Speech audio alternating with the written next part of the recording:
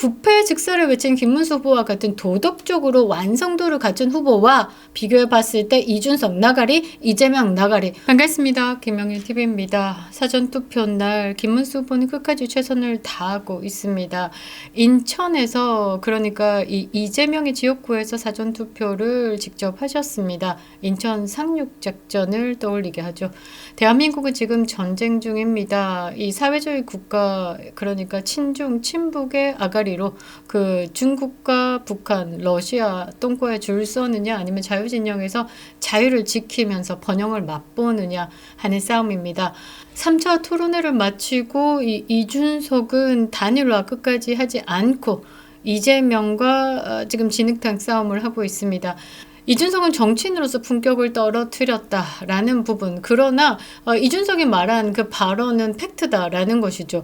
지금 이재명 좌쪽의 여성 단체들이 흥분을 해서 이준석을 상대로 온갖 공격을 해대고 있는데 지금 사건의 중심을 못 보는 것 같습니다. 여기에 진짜 문제는 뭐냐?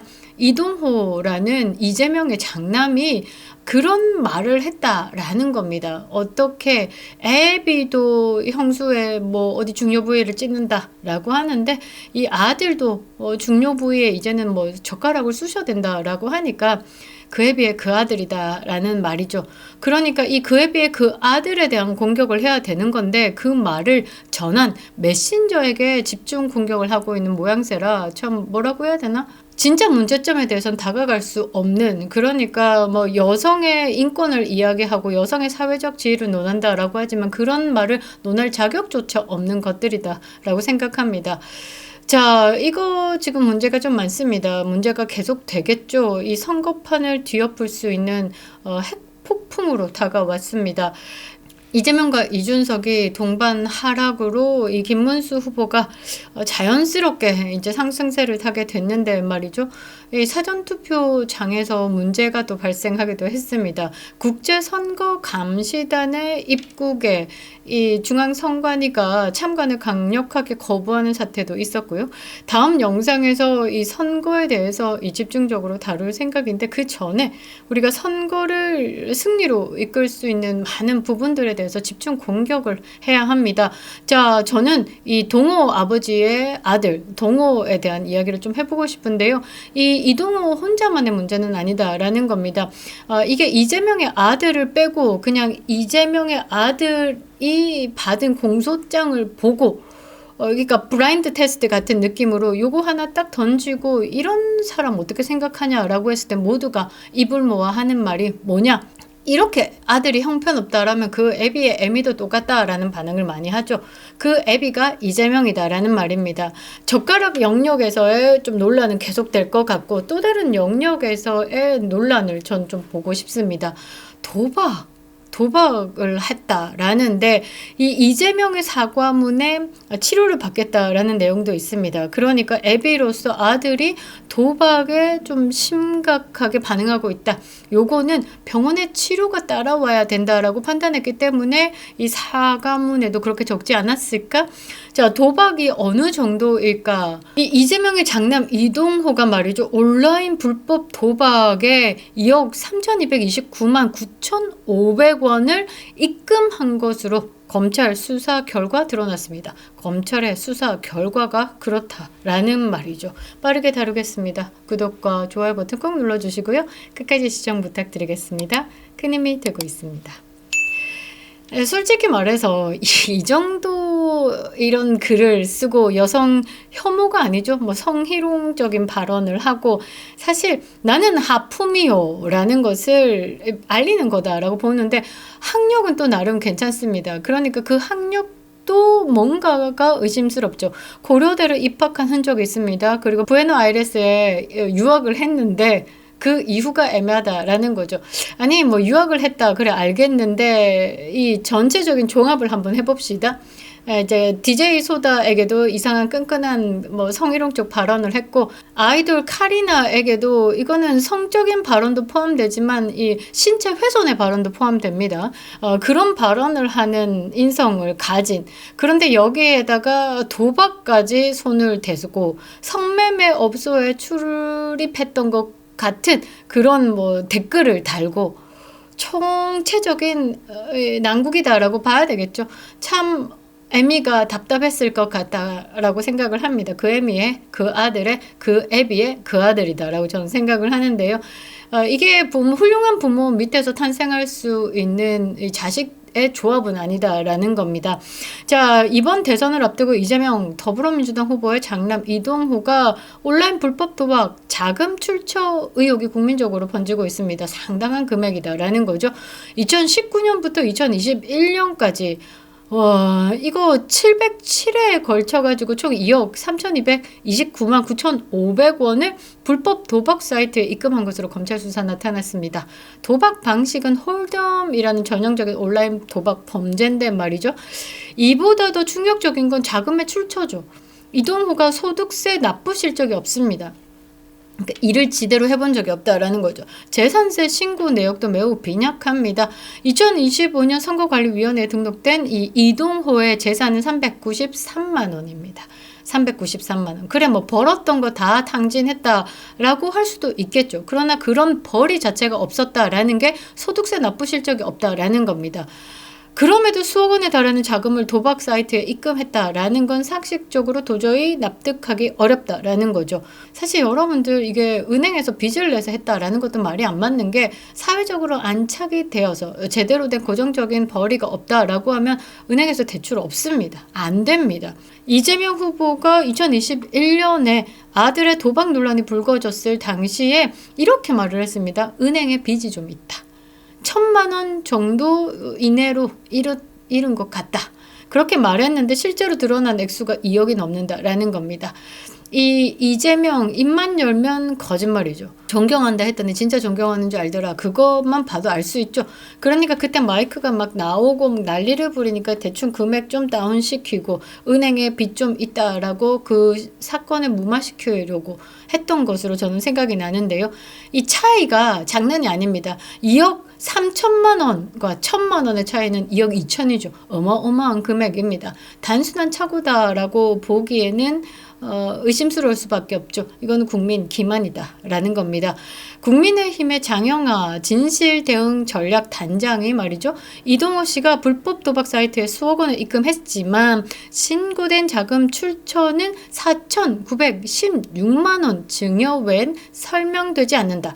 그러니까 자식한테 5천만 원까지 증여가 가능하잖아요. 그러니까 이 이동호가 5천만 원을 증여한 걸 가지고 뭔가 이렇게 습습습 해보고 싶은데 이 만일에 뭐 동호가 5천만 원에서 뭐 도박 뭐 자금이 왔다 갔다 했다라고 하면 어느 정도 얼추 뭐 설명이 된다라지만 2억 3천만 원은 말이 안 된다라는 겁니다. 설명이 안 되는 거죠.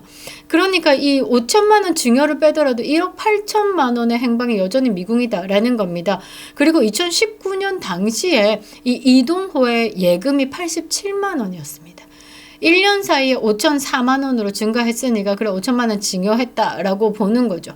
그런데 2020년, 2021년에도 수천만 원대 예금이 오갔다라는 겁니다. 이거를 증여라고 자꾸 주장을 하는데 사실 명백한 증여세, 과세 대상입니다. 불법 증여 가능성이죠. 그리고 탈세 의혹으로 번질 수 있는 겁니다.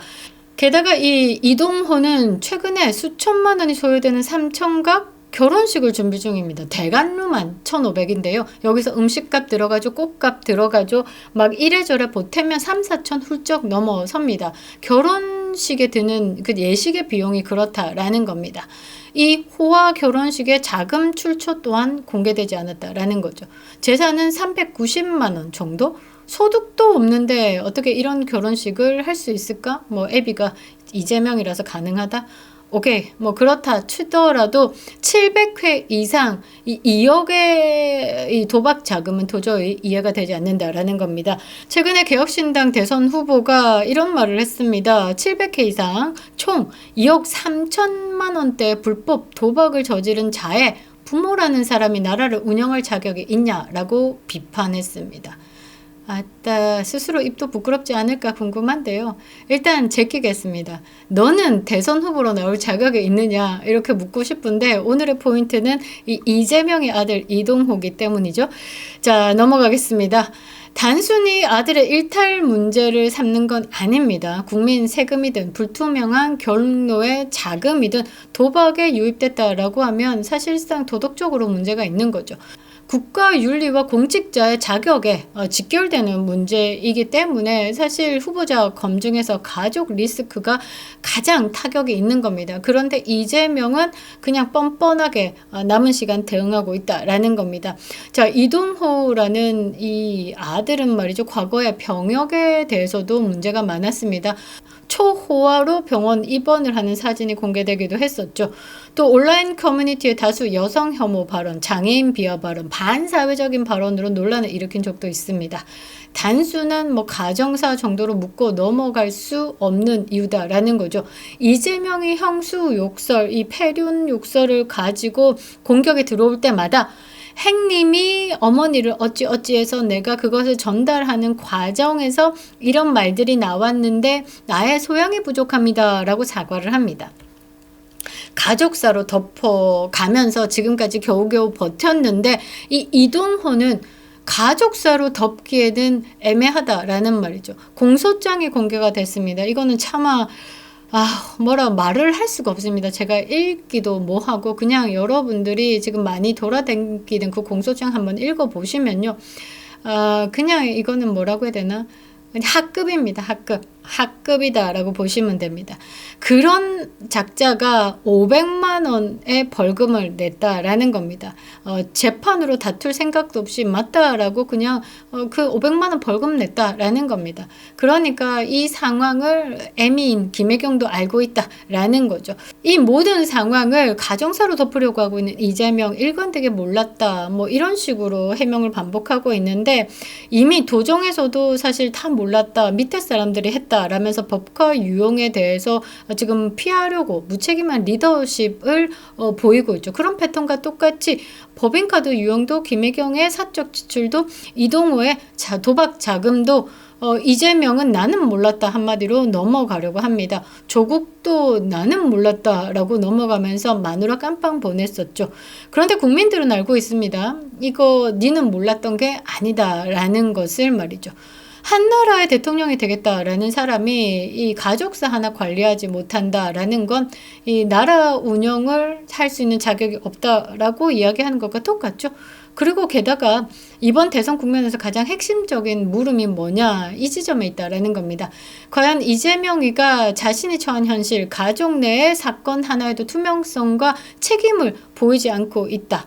그런데 국정을 맡았을 때도 부정부패가 터질 경우 나는 몰랐다라는 말 한마디로 빠져나갈 수 있다라는 겁니다.